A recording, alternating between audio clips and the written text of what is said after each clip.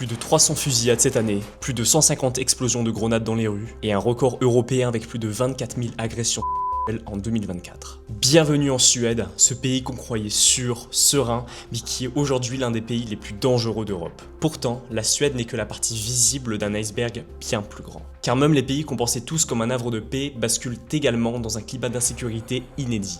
Dans cette vidéo, je vais te montrer les 10 pays les plus dangereux d'Europe avec des chiffres qui font froid dans le dos. Et crois-moi, certains pays de ce classement risquent de vraiment te surprendre. Alors si tu penses à quitter la France pour aller mieux vivre ailleurs, avant de faire tes valises, je te conseille de regarder ce classement jusqu'au bout. On démarre ce classement avec un pays complètement paradoxal. En Biélorussie, il n'y a pas de pickpocket, pas d'agression dans les rues, pas de cambriolage. Les statistiques criminelles sont parmi les plus basses d'Europe. Pour un touriste assez discret, c'est limite l'un des pays les plus safe de ce classement. Mais alors pourquoi elle est dans ce top? Parce que la menace ne vient pas directement des rues, mais elle vient de l'État.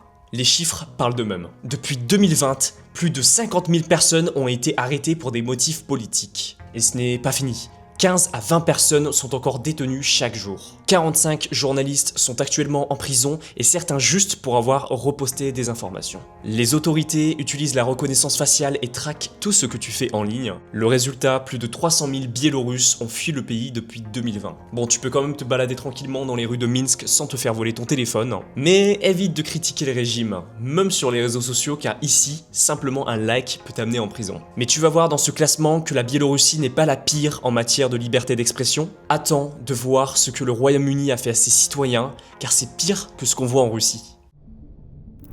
En 2023, la Garda, qui est la police irlandaise, a enregistré plus de 19 000 agressions violentes, soit plus de 50 attaques par jour. Depuis 2021, les agressions à l'arme blanche ont bondi de plus de 30%, surtout à Dublin. Et le point de bascule, novembre 2023. Une attaque au couteau sur des enfants d'une école près de Dublin a fait exploser le pays. Des centaines d'émeutiers déferlent dans les rues, incendiant véhicules et commerces, plongeant la capitale pendant quelques heures dans le chaos.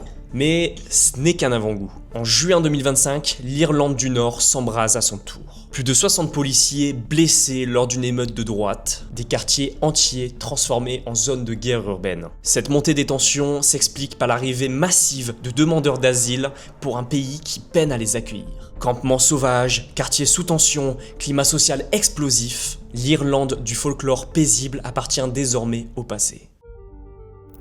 Plus de 20 000 cambriolages et vols en 2024, 63 voitures volées chaque jour, 28 homicides rien que dans les 5 premiers mois de 2025. Bienvenue en Grèce, bureau de la démocratie et des îles paradisiaques, mais aussi terrain de jeu des mafias balkaniques et théâtre de violences de plus en plus brutales. Les chiffres parlent, avec 228 voitures volées pour 100 000 habitants, la Grèce est le deuxième pays européen le plus touché. Les cambriolages explosent, souvent en plein jour. À Athènes, certains quartiers comme Exarchia et Homokia sont considérés comme des no-go zones, même de journée. Mais ce qui choque aussi, ce sont les meurtres qui se multiplient. Juillet 2025. Przemysław Jiřirovský, désolé pour la prononciation, professeur polonais abattu de sang-froid à Athènes. Et il y a aussi l'affaire d'Anastasia Rubinska. Cette polonaise sauvagement assassinée par un ressortissant pakistanais illustre parfaitement comment la violence touche désormais tous les profils. Les réseaux criminels balkaniques contrôlent prostitution, trafic d'armes, drogue, cambriolage. Les guerres de clans font des ravages avec des bains de sang touchant même des zones touristiques. D'ailleurs, j'ai moi-même assisté personnellement à un vol de téléphone en allant à Athènes. Et ce qui m'a vraiment frappé là-bas, c'est que les rues sont devenues sales et tu te sens très peu serein la nuit. À Santorini, Rhodes, Mykonos, des touristes se font même agresser dans la rue et voler dans leur propre hôtel. Torre Pacheco, 15 juillet 2025. Un homme de 68 ans se fait tabasser sauvagement par un groupe de jeunes Marocains. Le motif ? Aucun. De la pure violence gratuite contre une personne âgée sans défense. En quelques heures, l'Espagne s'embrase. Des centaines d'Espagnols descendent dans les rues, la rage au ventre. Face à eux, des groupes d'étrangers s'organisent pour riposter. C'est le début d'une véritable guerre urbaine. Voitures incendiées, commerces pillés, cocktails Molotov. 4 nuits d'émeutes qui feront 5 blessés dans les affrontements et nécessiteront le déploiement de 130 policiers pour éviter une guerre civile. Ce qui s'est passé à Torre Pacheco relève la Nouvelle-Espagne de 2025. Partout dans le pays, la violence change de nature. À Barcelone, 1844 couteaux confisqués en 6 mois montrent que les altercations deviennent mortelles. Les tentatives de meurtre explosent de 29%, tandis qu'à Valencia, on enregistre 67,6 délits pour 1000 habitants. l'un des taux les plus élevés d'Europe.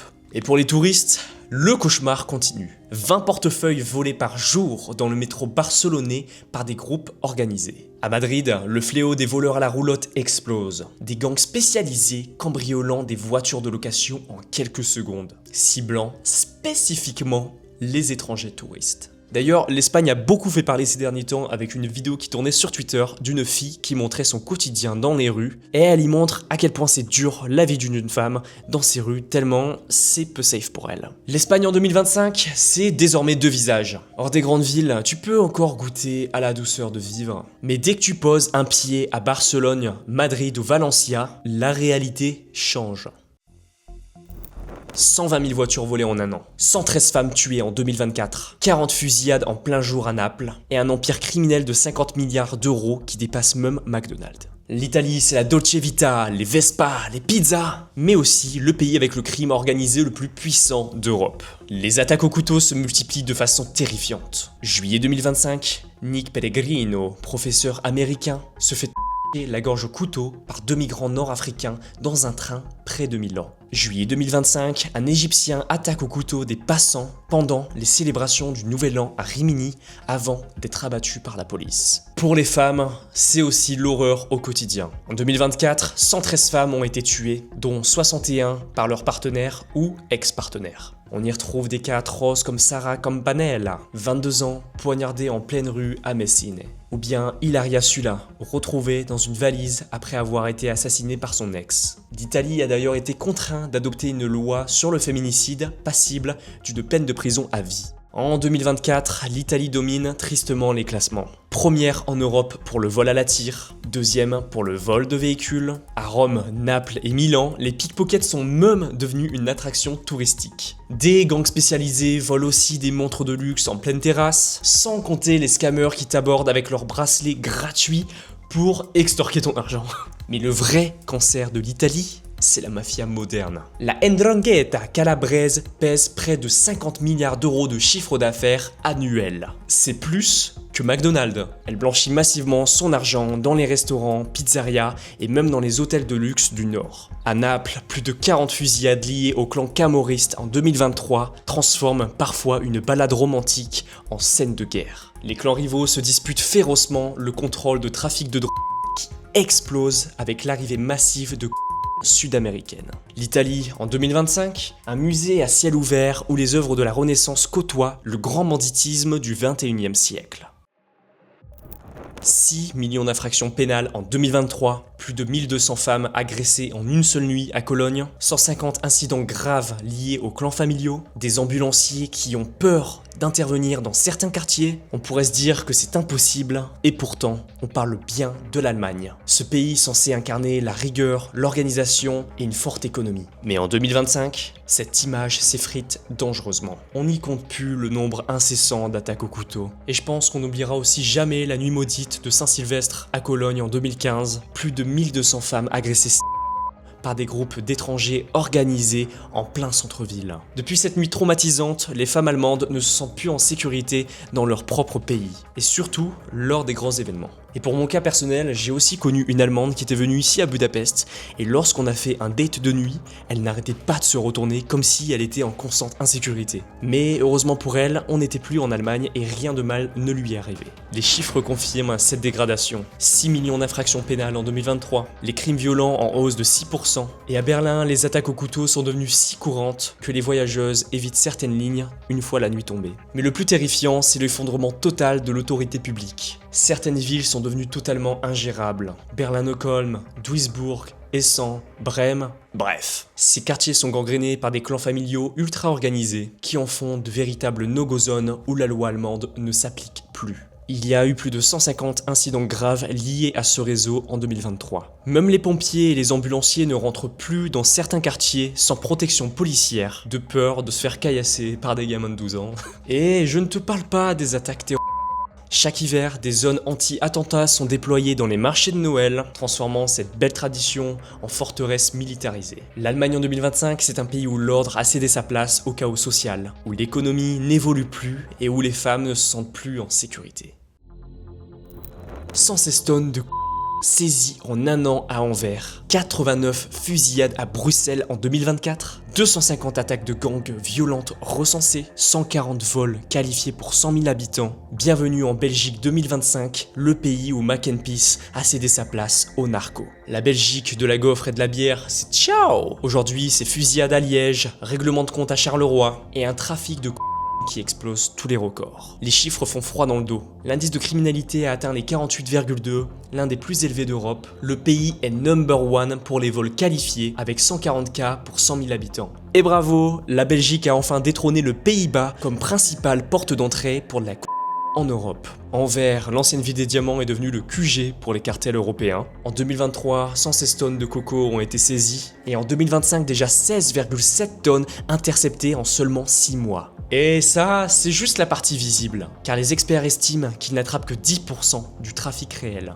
La macro-mafia, réseau marocain et néerlandais ultra organisé contrôle tout. Résultat, plus de 250 incidents violents, même en zone résidentielle. Il y a des explosions de grenades devant les maisons et des tirs de Kalachnikov en pleine journée. Et précisément 2025 marque une escalade dramatique. 57 fusillades à Bruxelles depuis janvier. Le procureur Julien Moinil, qui dirige l'enquête, a été placé sous protection policière à cause des menaces de cartel. Mai 2025, Bruxelles s'embrase. Émeute raciale lors de la finale de Coupe de Belgique. 63 arrestations, 80 blessés. Un supporter abattu d'une balle dans la cheville, un autre poignardé à mort dans le métro. Il y a eu même des affrontements entre hooligans et personnes étrangères, le chaos total. En Wallonie, c'est l'apocalypse. Fusillade mensuelle à Liège et Charleroi, quartier entier sous contrôle de gangs. Les commerçants se voient obligés de fermer leur commerce à 17 h et la police demande même un renforcement militaire dans certaines zones. Les autorités parlent d'une narcotisation rapide avec même des jeunes entre 12 et 13 ans enrôlés par les cartels. En 2025, 6211 adultes et 874 mineurs arrêtés, une explosion de 300% par rapport à 2024. Donc la Belgique en 2025, c'est un pays où tu as le plus de chances de croiser un dealer qu'un vendeur de gaufres. Ah, la Suède, le pays d'Ikea, d'Abba et des ficas entre collègues, un modèle de neutralité, championne de l'égalité, un havre de calme nordique. Mais ça c'est qu'en apparence. Parce qu'en 2025, la Suède c'est désormais l'un des pays les plus dangereux d'Europe. Et ça, tu ne le trouves pas dans toutes les brochures touristiques. Plus de 300 fusillades en 2024, 45 morts par balle, ce qui est un record européen, 317 explosions de grenades recensées, 10 167 signalés, soit environ 28 par jour, des gangs qui recrutent des gamins de 12 ans pour tuer. Bienvenue dans la nouvelle Suède, le pays qui fait plus peur que certains narcos-états. Les chiffres font froid dans le dos. 317 explosions recensées en 2024, ce qui est un record européen jamais atteint. Des grenades qui explosent dans des cages d'escalier, des bombes artisanales qui défoncent les façades. Et ça c'est devenu si banal que ça ne fait même plus la une. Stockholm, Malmö, Uppsala, Göteborg, les grandes villes sont devenues de vraies zones de guerre urbaine. Les gangs s'affrontent pour contrôler le trafic de drogue et d'armes avec des manières dignes d'un conflit armé. Le premier ministre suédois lui-même a déclaré que la situation ressemble à un conflit armé. La police est dépassée.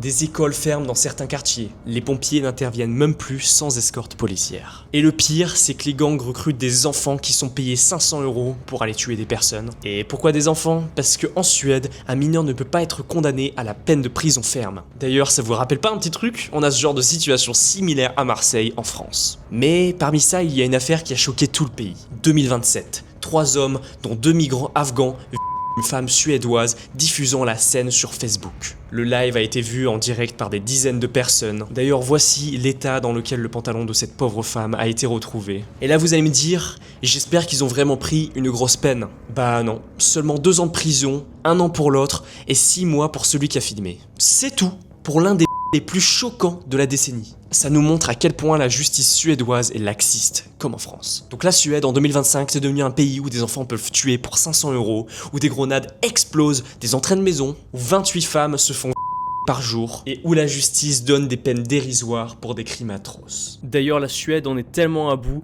qu'elle verse jusqu'à 30 000 € pour chaque migrant afin qu'il rentre dans leur pays. Le modèle suédois s'effondre sous nos yeux, mais tu vas voir que c'est pas le pire de ce classement. L'Angleterre, le thé, les bus rouges, le Big Ben et les agressions au couteau. Oui, on parle du deuxième pays le plus criminel d'Europe en 2024, et ce n'est pas qu'une question de perception. Le Royaume-Uni est submergé par une vague de criminalité ultra-violente, et la police, elle commence à lâcher l'affaire. L'Angleterre se fait nommer la capitale du knife crime, avec plus de 55 000 agressions à l'arme blanche en 2024, 570 homicides dont la moitié par couteau, 14 000 infractions graves, 1 million de vols et plus de 1200 arrestations lors d'émeutes nationales. D'ailleurs, il n'y a pas que ta sécurité qui est mise en jeu au Royaume-Uni, parce que là-bas, c'est même la liberté d'expression qu'on perd.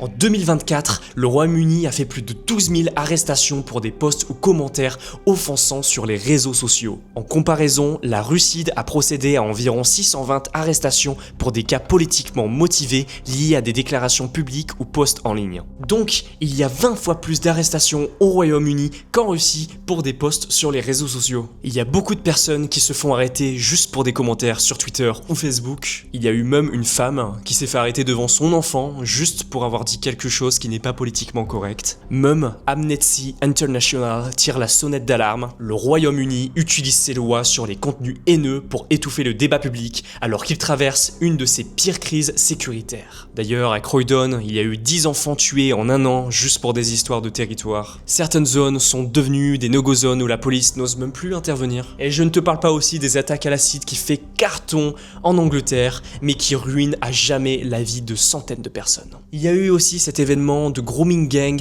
des gangs pakistanais qui s'attaquaient précisément à des filles blanches, car elles étaient considérées comme des cibles faciles, et donc du coup ils ont pu abuser d'elles et les faire travailler dans des réseaux de Ces femmes étaient tout le temps mineures, c'était des enfants, il y en a même une qui s'était fait asperger d'essence et le Pakistanais l'a menacée de la brûler si elle ne fermait pas sa bouche. Mais le pire dans cette histoire, c'est que ce gang était soutenu par les autorités locales. En addition de ces événements et de juillet 2024, où il y a eu 3 petites filles qui se sont fait tuer dans un centre de danse, des émeutes nationales ont fait éruption. D'ailleurs, en ce moment, il y a des milliers de Britanniques qui sont en train de manifester dans tout le pays. Leur slogan, We want our country back. On veut récupérer notre pays. Ils militent contre les attaques au couteau, les agressions sur mineurs, les attaques Ils veulent la justice et la sécurité dans leur pays.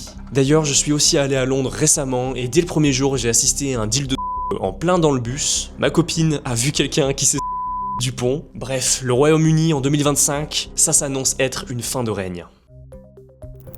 Je pense que tu doutais de cette position dans le classement. Si tu vis en France, félicitations, tu habites dans le pays le plus dangereux de toute l'Europe. Et entre nous, cette place n'a plus rien de surprenant. Parce que si tu vis ici et que tu habites dans des grandes villes, l'insécurité, tu la vis au quotidien. Je sais même pas quelle affaire te citer tellement il y en a eu ces dernières années, le pays part complètement en steak. Et non, ce n'est pas juste un sentiment d'insécurité, c'est une réalité bien concrète, car les chiffres sont là. 2e pays d'Europe pour le vol à la tire, 6e pays sur le vol des véhicules, 5e pour les violences, 4e pour le crime lié à la drogue.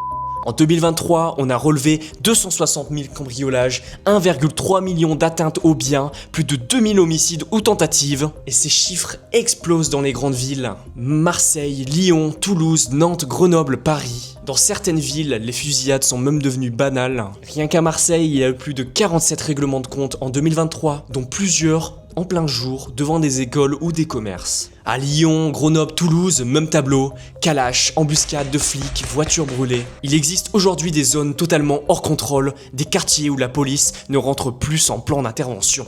Des maires parlent carrément de guerre civile. Pour moi, je ne mets plus trop les pieds en France, je considère ça comme un état d'Amérique latine, un pays où la justice est laxiste, où tout peut arriver à n'importe quel moment. Et beaucoup te diront « Ouais, ça va, c'est pire ailleurs ». Non. La France, en 2023, affichait un taux d'homicide de 1,5 pour 100 000 habitants, ce qui est plus que l'Algérie, qui est 1,16, et ce qui est presque autant que le Maroc, qui est à 1,7. Plus que l'Algérie, presque autant que le Maroc, je pense qu'on est vraiment dans une situation catastrophique pour se comparer à des pays qui sont considérés comme non sécures. En France, le danger est banalisé, et le pire, c'est que ça ne choque plus personne. Et c'est pour ça que j'ai pris une décision radicale, j'ai quitté la France, et plus généralement l'Europe de l'Ouest. Car tous les pays qu'on vient de voir ont une chose en commun, une insécurité qui monte en flèche. Alors dites-moi, c'est dû à quoi? Peut-être que certains modèles arrivent à bout, Peut-être qu'il y a des politiques migratoires mal encadrées, des systèmes sociaux qui attirent mais qui n'intègrent plus. Peut-être que ça peut être aussi dû à la montée de l'extrême droite. Peut-être une justice débordée, trop clémente, surtout avec les multirécidivistes. Je ne sais pas. À vous de me le dire dans les commentaires. Je lis toutes vos réponses. C'est pour ça qu'à 19 ans, j'ai pris la décision de partir de rien en Europe de l'Est et plus précisément en Hongrie, car je recherchais un pays où j'étais serein, où la criminalité est faible et où l'État ne baissait pas les bras face aux violences. Et la différence est frappante, ma vie aujourd'hui est beaucoup plus paisible et je commence enfin à vivre depuis que je suis en Europe de l'Est. Si tu réfléchis à quitter la France comme moi et que tu veux en savoir plus, abonne-toi à cette chaîne, je fais beaucoup de vidéos sur l'Europe de l'Est. Et si la Hongrie t'intéresse particulièrement, n'hésite pas à rejoindre mon Telegram en description pour rejoindre une communauté d'expatriés. C'était ton migrant de l'Est, je te dis à bientôt.